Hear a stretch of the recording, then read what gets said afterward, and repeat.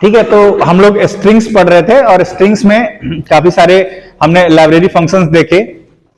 अब उन library functions का यूज करके कैसे हम लोग प्रोग्राम बनाएंगे ये हम लोग देखने वाले हैं, और उन्हीं प्रोग्राम्स को बिना लाइब्रेरी फंक्शन का यूज किए अगर हमें बनाना पड़ गया तो कैसे बनाएंगे, इस लेक्चर में हम लोग यही देखने वाले। सारे लाइब्रेरी फंक्शंस के बीच में एक फंक्शन जो छूट गया था उसको जरा लिख लो तुम लोग। जैसे गेट एस जो लाइब्रेरी फंक्शन है वो क्या करता है, किसी भी स्ट्रिंग को इनपुट देता है। स्कैनफ का जो काम है एक सिंगल कैरेक्टर के लिए, उसी तरीके का काम गेट एस पूरी स्ट्रिंग को करता है। गेट एस का मतलब होता है गेट ए स्ट्रिंग, और ब्रैकेट में उसी तरीके से अगर तुम्हें पूरी की पूरी स्ट्रिंग प्रिंट करवानी हो बिना प्रिंटफ लगाए या बिना लूप चला, प्रिंटफ लगाओगे तो जाहिर सी बात है लूप चलाना पड़ेगा पूरी की पूरी एरे को प्रिंट कराने के लिए। अगर तुम ऐसा नहीं करना चाहते हो तो पुट एस फंक्शन मतलब लगाते हैं हम लोग, उसका ऐसे पुट एस, और ये ब्रैकेट में जो भी स्ट्रिंग तुम्हें प्रिंट करनी है तो जो स्ट्रिंग है इस स्ट्रिंग को एज इट इज प्रिंट कर देगा पुट एस फंक्शन। जहां गेट एस फंक्शन लिखा था उसके नीचे लिख लो पुट एस फंक्शन, ये स्ट्रिंग को एज इट इज प्रिंट कर देता है। ठीक है, बस ये उस टाइम पे छूट गया था। अब हम लोग आगे प्रोग्राम्स करते हैं। चलो सबसे पहला प्रोग्राम लिखो, concatenation of two strings. Two strings S1 और S2 को हमें कॉन्कैटिनेट करना है। टू स्ट्रिंग S1 और S2 को हमें कॉन्कैटिनेट करना है। ठीक है, तो कैसे करें? सबसे पहला तरीका तो वही लाइब्रेरी फंक्शन वाला है। लाइब्रेरी फंक्शन वाला तो तुरंत हो जाएगा। कॉन्कैटिनेट टू स्ट्रिंग्स, मेन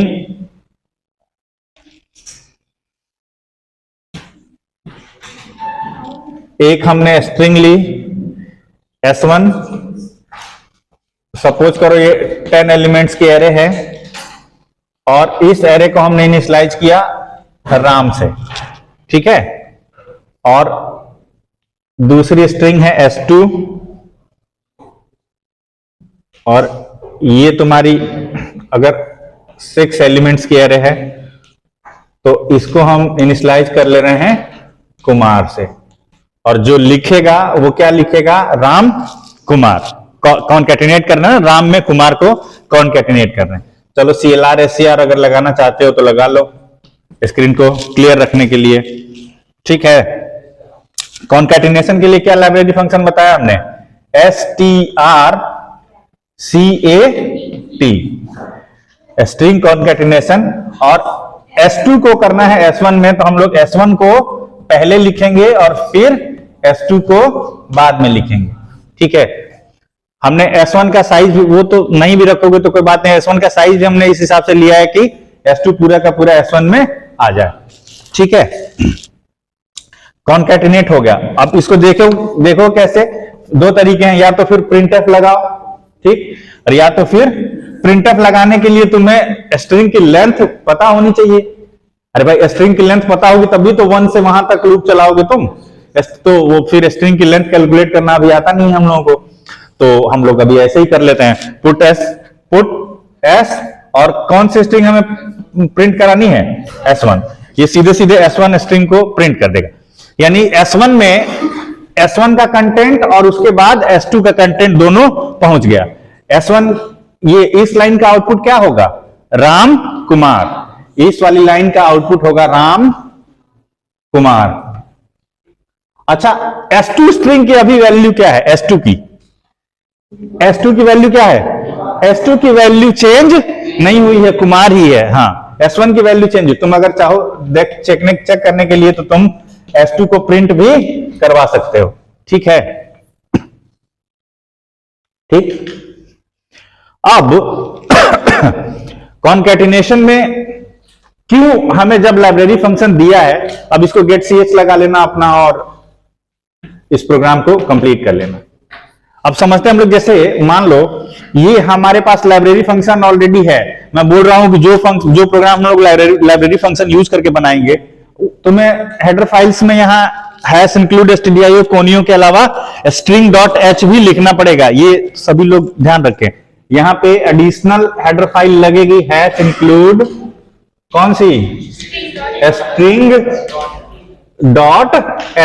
जहां कहीं भी तुम ये स्ट्रिंग वाले लाइब्रेरी फंक्शन यूज करोगे, गेट्स, पुट्स, strcat और strcpy, ये सब, तो तुम्हें करना पड़ेगा, स्ट्रिंग डॉट एच लगाना पड़ेगा।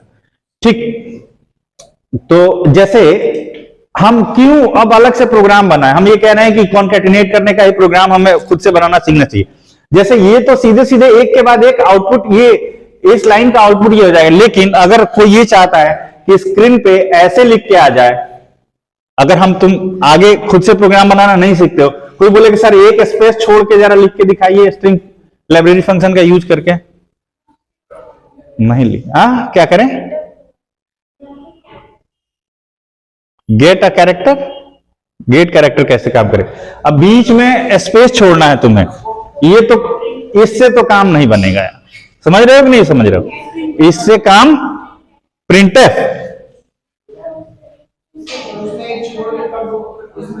किसमें छोड़ दूं, नहीं बेटा, ये इसका सिंटैक्स है, ठीक है ना, कोई भी लाइब्रेरी फंक्शन होता है उसका भी प्रोटोटाइप होता है, ठीक, तो उसके प्रोटोटाइप में जिस टाइप के जितने आर्गुमेंट देने हैं उतने ही आर्गुमेंट उसी तरीके से, लाइब्रेरी फंक्शन को तुम कैसे चेंज कर लोगे, ठीक है ना, फिर जाके लाइब्रेरी चेंज करो पूरी लैंग्वेज की, इतना मेहनत क्यों करोगे।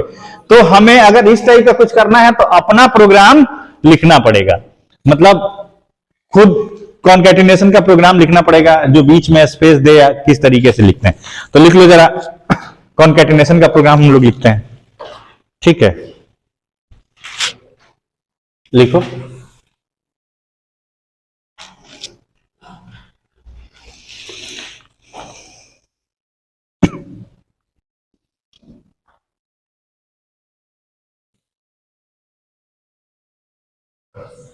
लिखो, program for concatenation of two strings without library function. हम लोग लाइब्रेरी फंक्शन का यूज नहीं करेंगे, ठीक है, और कॉन्कैटिनेट करेंगे। ये यही दो स्ट्रिंग रखते हैं, कोई प्रॉब्लम तो है नहीं, ठीक है ना, दो स्ट्रिंग, इवन जब हम ये ऐसे इनिशियलाइज कर रहे हैं तो चाहे तो ये मैंने एरे में बताया था कि जब एरे जिस टाइम पे आप डिक्लेयर कर रहे हैं उसी टाइम पे इनिशियलाइज कर दे रहे हैं तो साइज देने की जरूरत नहीं रहती है, तो चाहो तो साइज ना भी दो, ठीक है ना, ये पिछले वाले में भी ये एप्लीकेबल है, जब एरे इनिशियलाइजेशन के टाइम पे ही, डिक्लेरेशन के टाइम पे ही एरे इनिशियलाइज कर देते हो तो साइज जो है ऑप्शनल हो जाता है, ये वन डायमेंशनल एरे जब हम बता रहे थे तो बताया था, तो कोई प्रॉब्लम नहीं है, ऐसे हम लोग लिख लेंगे। ये दो स्ट्रिंग्स हो गई, दो इंटीजर हम लोग ले रहे हैं, एक इंटीजर ले लो i और एक j, अब लूप वगैरह चलाने के लिए हमें इंटीजर्स की जरूरत पड़ेगी क्योंकि अब हम लाइब्रेरी फंक्शन यूज करने वाले नहीं है, तो लूप चलाना हमने यहाँ पे इनिशियलाइज कर दिया है। तुम चाहो तो तुम ऐसा प्रोग्राम भी बना सकते हो जिसमें यूजर से स्ट्रिंग मांग लो, बना सकते हो कि नहीं, स्कैनर फंक्शन का यूज कर लेना, अब उतना लंबा चौड़ा करने का जरूरत है नहीं, समझ में आ रहा है ना। यहाँ पे जो हमने इनिशियलाइज किया, दो सिर्फ तुम एरे लेते और उन दोनों एरे को फिल कर लेते, यूजर से मांग के स्कैन कर लेते, ठीक है, हम ये मान रहे हैं कि यही दो स्ट्रिंग है, बस ये कॉन्कैटिनेशन की लॉजिक क्लियर हो जाए, ठीक है। क्या करें कॉन्कैटिनेट करने में, पहली स्ट्रिंग तो पूरी की पूरी हमारी प्रिंट हो जाए एज इट इज, यही तो काम है, पहली स्ट्रिंग में कोई चेंज नहीं होना है, ठीक है। तो हम लगा दो condition while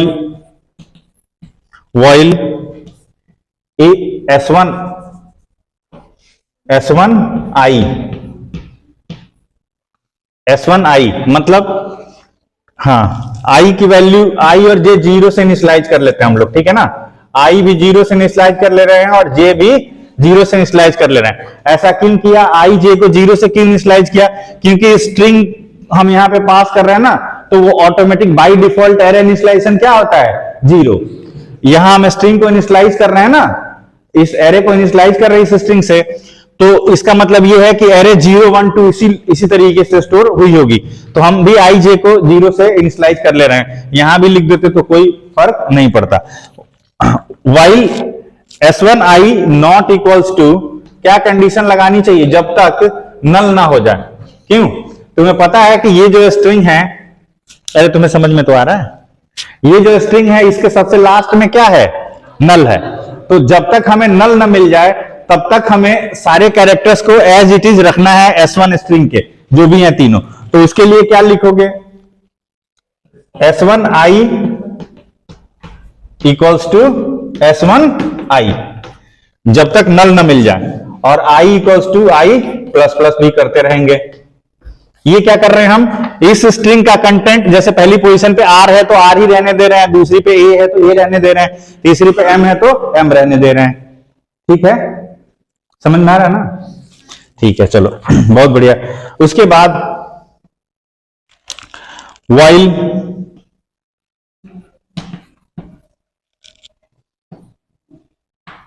b j not equals to null, जब तक इस वाली सेकेंड वाली स्ट्रिंग के लास्ट में हम नहीं पहुंच जाते हैं, तब तक हमें क्या करना है, ये पहले से था, तब तक क्या करना है हमें, हाँ सॉरी ये b लिख गया, क्या होना चाहिए यहां S2j, हाँ ठीक है, गुड। तो हमें क्या करना चाहिए, S1i इक्वल्स टू S2j, ऐसा करना चाहिए कि नहीं करना चाहिए? क्या कर रहे हैं हम, देखते चलो। ये स्ट्रिंग है S1, ठीक है, ये 0 से स्टार्ट है, 0 1 2 3 4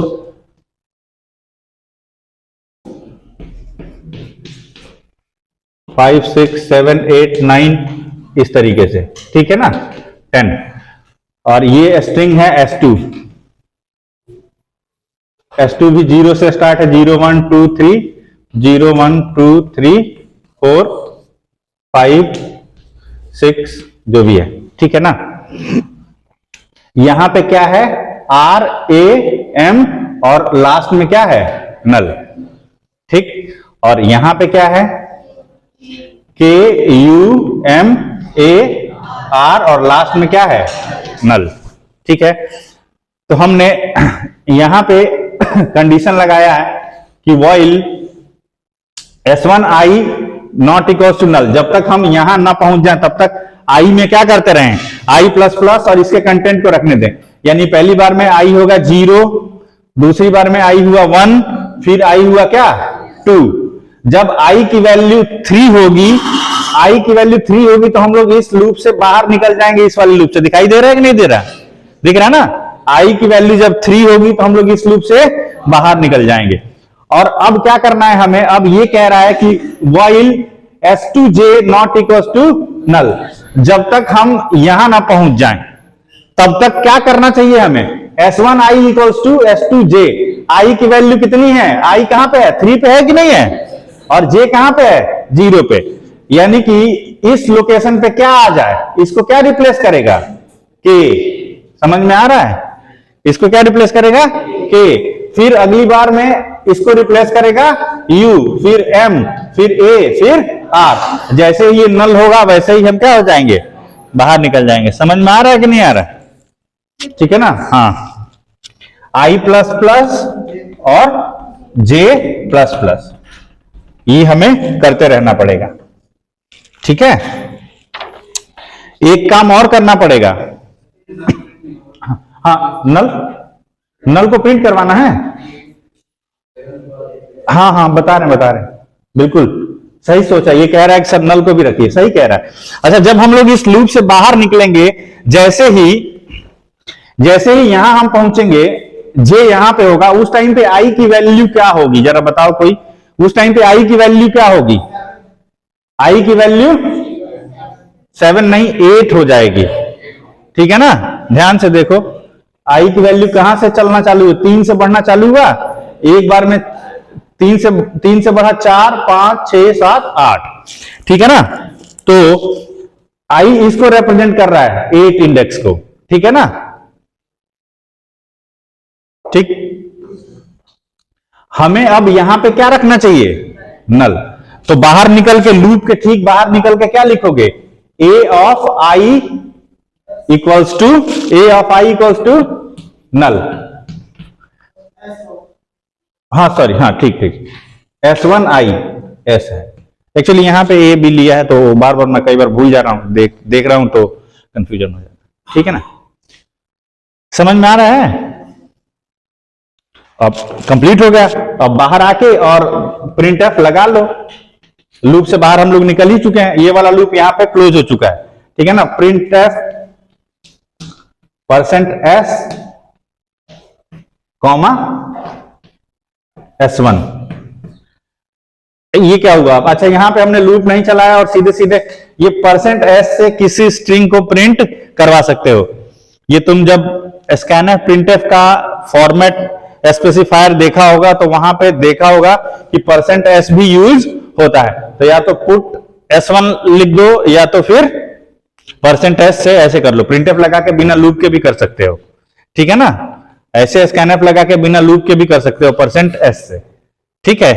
ये तुम्हारा दो स्ट्रिंग को कॉन्कैटिनेट करने का काम रहा। अब अगर तुम्हें, जैसे मैं शुरुआत में बोल रहा था कि राम और कुमार के बीच में स्पेस, तो ये भी नहीं दे रहा ना, नहीं दे रहा।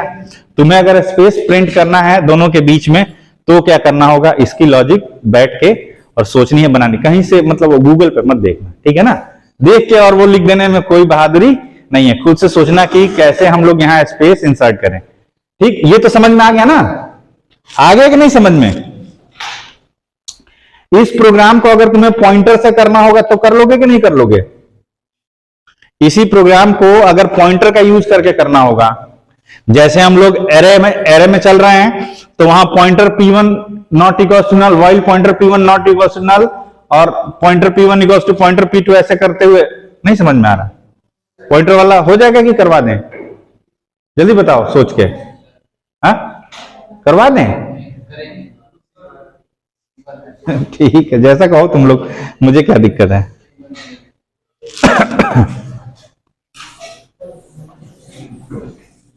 कर लो एक बार पॉइंटर कैसे यूज करते हैं, फिर बाकियों में करते रहें, ठीक है ना।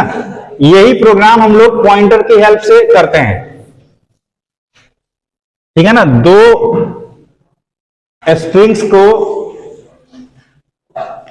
दो स्ट्रिंग्स को कॉन्कैटिनेट करते हैं हम लोग पॉइंटर्स का यूज करके। किस तरीके से हम पॉइंटर को यूज करके कर सकते हैं कॉन्कैटिनेशन, ठीक है। जल्दी लिखो चलो, विद पॉइंटर्स।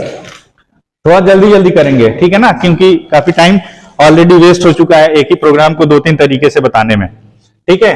कैरेक्टर, सपोज करो ए पहली स्ट्रिंग है, ए इक्वल्स टू ये है,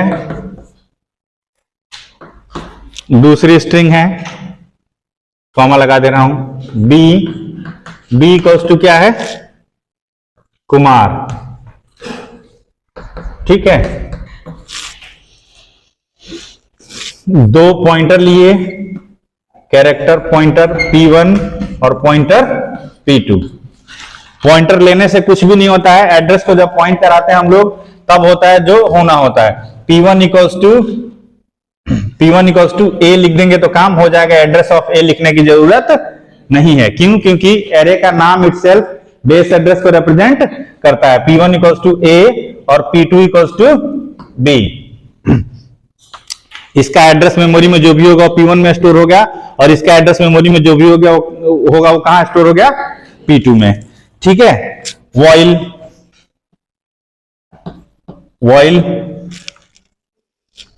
पॉइंटर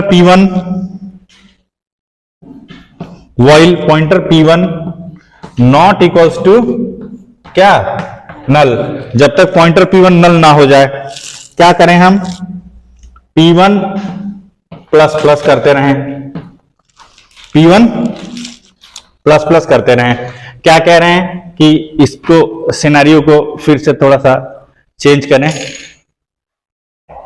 ये स्ट्रिंग कुछ ऐसे स्टोर है शुरुआत में ये सब तो यहां पे है नहीं, यहां पे क्या है? नल है, यहां पे नल है। तो जब तक ये p1 पॉइंटर पहले शुरुआत में इसको रिप्रेजेंट कर रहा है, ठीक है। तो जब तक pointer p1 not equal to null, यानी कि ये वैल्यू जब तक नल ना हो जाए तब तक p1 प्लस प्लस करते रहे हम। यानी कि यहाँ पे नल नहीं है तो कहां आ गए? यहाँ आ गए। यहाँ पे नल नहीं है तो कहां आ गए? यहाँ आ गए। जैसे यहाँ पे नल नहीं है, जैसे ही यहाँ नल मिला लेकिन फिर p1 प्लस प्लस, तो कहां आ जाएंगे हम? यहाँ पे पहुंच चुके हैं, ठीक है। While pointer P2 not equals to null.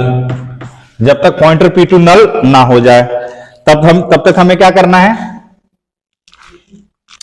Pointer P1 equals two pointer P2। यानी कि जब हमारे इस वाली एरे में पॉइंटर P1 में मिला था नल, तो P1 कहां पे था, यहां पे था, ठीक है ना। P1 यहां रहा होगा तभी तो पॉइंटर P1 नल है। तो जब यहां पे पॉइंटर P1 यानी कि इस वैल्यू पे पॉइंटर P2 ये वाली वैल्यू रख देंगे, और P1 और P2 को दोनों को क्या करना चाहिए, प्लस प्लस कर लेना चाहिए। P1 भी बढ़ा लेना चाहिए और P2 भी बढ़ा लेना चाहिए। P1 प्लस प्लस और P2 प्लस प्लस, ठीक है। Loop close. अगेन जैसा वहां पे किए थे, जब लूप से बाहर निकले थे तो लास्ट वाली लोकेशन पे क्या रखे थे, नल रखे थे ना, वैसे ही यहां पे लास्ट वाली location pointer P1, pointer P1 में लूप के ठीक बाहर क्या रखेंगे, पॉइंटर P1 इक्वल्स टू नल, ठीक है। ठीक, उसके बाद प्रिंट करवा लो, प्रिंट एफ लगा के चाहो तो प्रिंट कराओ, पुटस फंक्शन लगा के चाहो तो प्रिंट कराओ, जैसे भी प्रिंट करवाना है, पुट्स ए, ठीक है। नीचे गेट ch लगा लो चाहो तो। पी क्यों, पी तो पॉइंटर है, हमें वो ए पूरी की पूरी स्ट्रिंग चाहिए ना यार, ये स्ट्रिंग ए है और ये स्ट्रिंग बी है, हमें पूरी की पूरी एरे चाहिए ना। समझ गए कि नहीं समझ गए, पूरी एरे चाहिए। हाँ, लाइब्रेरी फंक्शन जब यूज करोगे तभी हेडर फाइल लगानी है। जहां कोई लाइब्रेरी फंक्शन,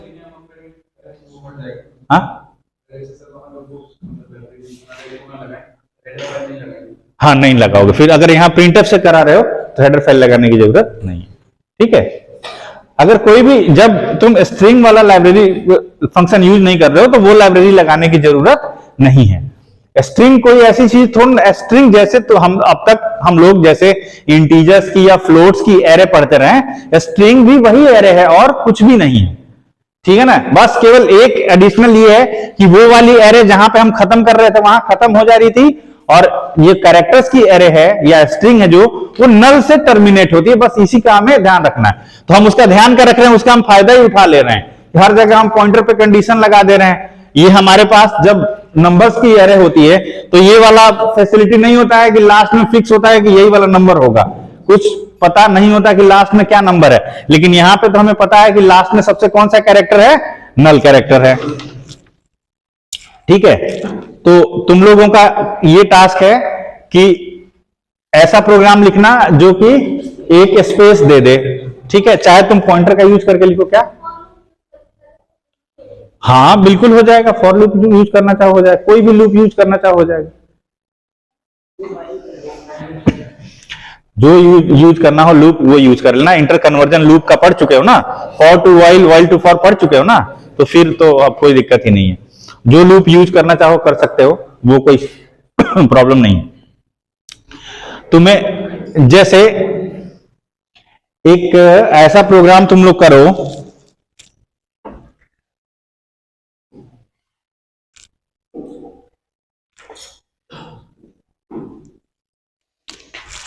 जैसे तुम्हें दो स्ट्रिंग्स को कंपेयर करना है, ये तुम्हें करना है, ये हम नहीं कराएंगे, हम समझा दे रहे हैं, ठीक है ना। फिर क्योंकि फिर हमने ये वाला बताया ना, तुम लोग बोला पॉइंटर वाला बता दीजिए, तो फिर हर चीज हम ही बताते रहेंगे तो फिर तुम क्या करोगे। तुम्हें ऐसा करना है कि दो स्ट्रिंग को कंपेयर करना है, ठीक, कि वो दोनों इक्वल हैं या नहीं है। अगर स्ट्रिंग इक्वल कब होती है, दो स्ट्रिंग इक्वल कब होती हैं, जैसे ये एक स्ट्रिंग है S1 सपोज करो, और ये एक स्ट्रिंग है S2। इस सिचुएशन में दोनों स्ट्रिंग क्या है, इक्वल हैं। ये इससे कंपेयर होगा, ये इससे कंपेयर होगा, और ये इससे कंपेयर होगा। स्ट्रिंग कंपैरिजन का यही मतलब है।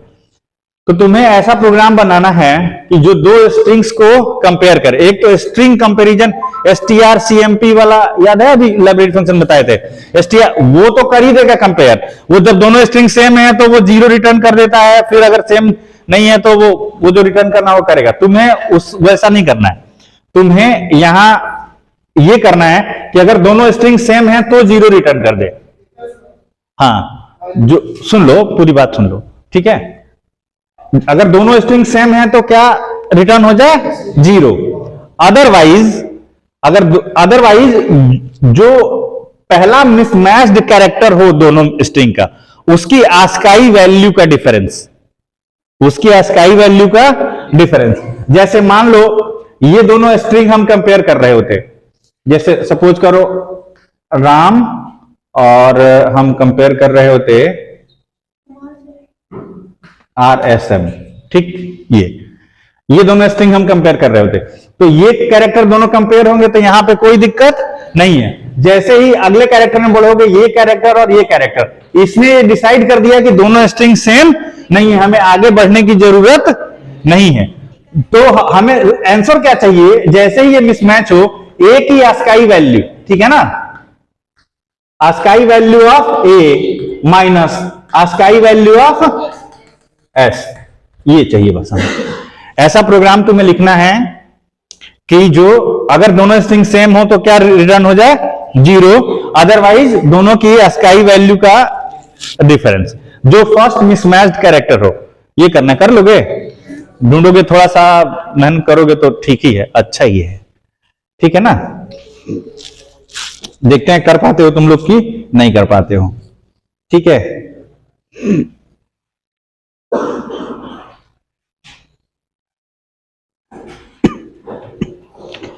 अच्छा चलो एक प्रोग्राम और हम लोग देख ही लेते हैं। लिखो, लेंथ स्ट्रिंग की अगर कैलकुलेट करनी हो तो कैसे, हाँ लाइब्रेरी फंक्शन का यूज भी कर सकते हो। अगर लाइब्रेरी फंक्शन ना यूज करना हो तो कैसे करेंगे, तो भी लेंथ तो कैलकुलेट हो ही जाएगी ना। लेंथ को ऐसी तोप चीज या तोप लॉजिक तो है नहीं कि लाइब्रेरी फंक्शन नहीं यूज किए तो कैलकुलेट ही नहीं होगी। इवन दो स्ट्रिंग की लेंथ हम कंपेयर कर सकते हैं, कुछ भी कर सकते हैं, बहुत कुछ कर सकते हैं, ठीक है। आईजे में क्या, हाँ कर लो कैलकुलेट। अच्छा ये जो, हाँ ये सही कह रहा है कि सर ये जो अभी आई और जे बढ़ाए थे आप, तो ये 0 से चल रहा है, बाद में जो फाइनल जो आंसर मिल रहा है वो उसकी लेंथ दे दें, ठीक है, ये भी सही है। लाइब्रेरी फंक्शन का यूज भी कर सकते हो, बिना लाइब्रेरी फंक्शन के भी कर सकते हो। चलो लिख लो, program for length calculation of strings.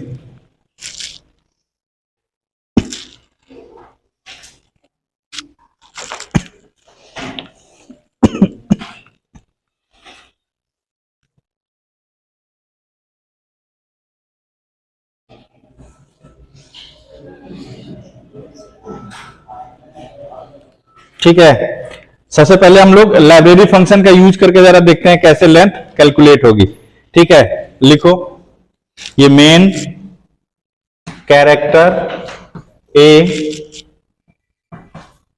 Equal to suppose करो ये स्ट्रिंग है हमारी, ठीक है। एक हम इंटीजर ले लेते हैं जिसमें हम लेंथ को स्टोर करवाएंगे, ठीक है। और L इक्वल्स टू, हम इस फंक्शन को कॉल कर लें, कौन सा लाइब्रेरी फंक्शन था, strlen, स्ट्रिंग लेंथ। और इस एरे का हम नाम दे दें, जो भी स्ट्रिंग का नाम ए है ये दे दें, हम ऐसे लिख दें, ठीक। और फिर इसको हम क्या करें, प्रिंट करा लें, प्रिंट %d, L। जो भी इस स्ट्रिंग की लेंथ होगी, गेट ch वगैरह लगा लेना तुम लोग अपना, जो भी इस स्ट्रिंग की लेंथ होगी। ऐसे अगर किसी स्ट्रिंग को कहीं पे असाइन नहीं किया हो, तुमने कुछ नाम नहीं लिखा, इसकी जगह पे हम लोग इसकी जगह पे ये भी लिख सकते हैं, L इक्वल्स टू strlen, और ये इसकी लेंथ हमें कैलकुलेट करनी है, तो सीधे सीधे वो स्ट्रिंग हम यहां दे दें। मतलब जरूरी नहीं है कि तुम पहले किसी स्ट्रिंग को किसी एरे में रखो, और डायरेक्ट अगर तुम स्ट्रिंग को ऐसे कर दे तो भी लेंथ कैलकुलेट होके आ जाएगी, ठीक है। एक तो ये है, यहां पे तो हमने सीधे सीधे लाइब्रेरी फंक्शन यूज कर लिया। अगर हम लाइब्रेरी फंक्शन यूज ना करें तब कैसे लेंथ कैलकुलेट किया जाए, ठीक है। अभी अभी हम लोग कर चुके हैं, ये बता भी रहा है कि सर ऐसे कर लीजिए, अभी अभी हम लोग कर चुके हैं, लेकिन फिर भी करा दे रहे हैं ताकि तुम्हें ये लगे कि कुछ प्रोग्राम्स करवाए गए हैं, ठीक है।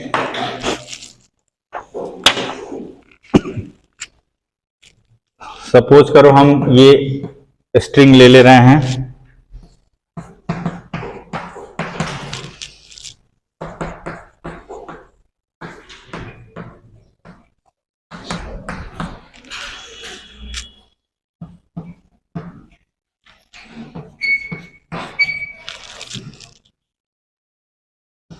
कैरेक्टर पॉइंटर p, और एक हम ले लेना है इंटीजर l। l लेंथ को कैलकुलेट करेगा, तो 0 से हम l को 0 से इनिशियलाइज कर लेते हैं, ठीक है। और p इक्वल्स टू क्या लिख दें हम, p इक्वल्स टू a, यानी कि p में हम असाइन कर दिए इस एरे का जो पहला एलिमेंट है उसका address. while p not equals to null, जब तक p में नल ना आ जाए तब तक हम क्या करें,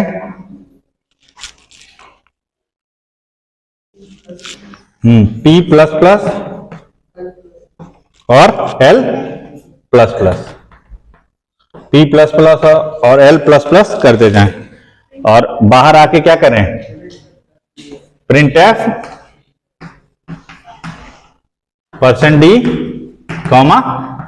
l। हाँ, ये ध्यान रखना, जैसे ही बाहर आओगे तो l प्लस प्लस है तो पोस्ट इंक्रीमेंट है, तो इसकी भी लेंथ कैलकुलेट वो कर लेगा, क्योंकि यहां पे जैसे यहां पहुंचे बाहर निकल आओगे, l प्लस प्लस वो इंक्रीज होगा कब जाके, जब वहां पे तुम पहुंचोगे। पोस्ट इंक्रीमेंट जैसे काम करता है, ठीक। अब तुम्हारा जो काम है वो ये है, ये प्रोग्राम मैं किसी टारगेट से करवा रहा था, फिर वही कुल मिला के आज का जो टास्क है, तुम्हें यहाँ पे स्पेस क्रिएट करना है बस, ठीक है ना। हर प्रोग्राम में तुम्हें अब इस स्ट्रिंग की लेंथ बतानी है, इसकी तो लेंथ जो भी होगी वो बता ही देगा, 3 और ये हो गया 5 है ना, 8 और 1 9, एक बढ़ा के 9 इसकी लेंथ प्रिंट कर देगा वो, ठीक है। तुम्हें जो ये स्ट्रिंग है स्पेस वाली, इसकी लेंथ कैलकुलेट करके देखना है कि क्या दे रहा है, क्या दोनों की लेंथ सेम दे रहा है या अलग अलग दे रहा है। पहले ये कर लेना तो तुम्हें आइडिया लग जाएगा कि स्पेस कैसे देना है। सबसे पहले तुम स्ट्रिंग की लेंथ वाला प्रोग्राम कर लेना, ठीक है। और भी तुम अब जाके बुक से देखो, जो भी स्ट्रिंग से रिलेटेड हैं प्रोग्राम्स, उनको करने की कोशिश करो, ठीक है।